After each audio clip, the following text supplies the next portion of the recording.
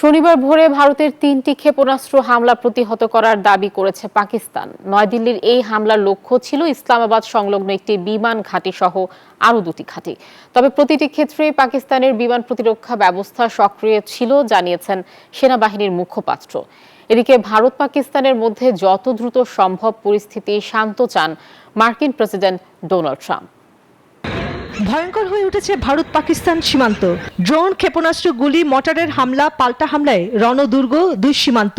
দুই পক্ষের গোলাবারুদে আকাশ ফাটানো শব্দে ভয়ে তটস্থ পুরো সীমান্ত জনপদ। বান্ডেল থাকলে প্রতি সেনমানিতে টাকা বাঁচবে। বিকাশ সেনমানি বান্ডেল কিনে জিতুন প্রতি লেনদেনে।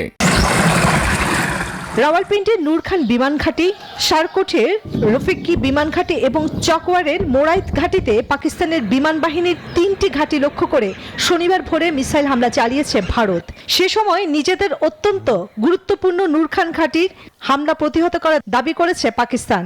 সংবাদ মাধ্যমটি বলছে, স্থানীয় সময় রাত 2:30টার দিকে রাওয়ালপিন্ডি এবং ইসলামাবাদে বিশাল বিস্ফোরণের শব্দ শোনা যায়।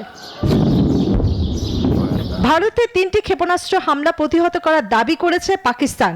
সেনাবাহিনীর মুখপাত্র লেফটেন্যান্ট জেনারেল আহমেদ শরীফ চৌধুরী বলেন, ভারতের নিক্ষিপ্ত ক্ষেপণাস্ত্রের বেশিরভাগই প্রতিহত করেছে পাকিস্তানের বিমান প্রতিরক্ষা ব্যবস্থা।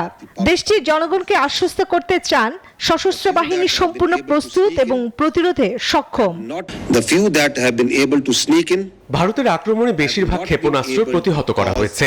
প্রাথমিক মূল্যায়নে দেখা গেছে কয়েকটি ক্ষেপণাস্ত্র প্রবেশ করতে পারলেও তা কোনো উড়ন্ত সামরিক সম্পদ ক্ষতিগ্রস্ত করতে পারেনি। ভারত পাকিস্তানের মধ্যে যত দ্রুত সম্ভব পরিস্থিতি শান্ত করতে চান মার্কিন প্রেসিডেন্ট ডোনাল্ড ট্রাম্প, জানান হোয়াইট হাউসের মুখপাত্র ক্যারোলিন লেভিট। কাশ্মীর ইস্যুকে ঘিরে 7ই মে ভারতের অভিযানের জবাবে এখন প্রতিদিনই সীমান্তে চলছে পাল্টাপাল্টি হামলা। প্রায় 3 দশকের মধ্যে সবচেয়ে ভয়াবহ লড়াই চালিয়ে যাচ্ছে দুই পারমাণবিক শক্তিধর প্রতিবেশী দেশ দুটি।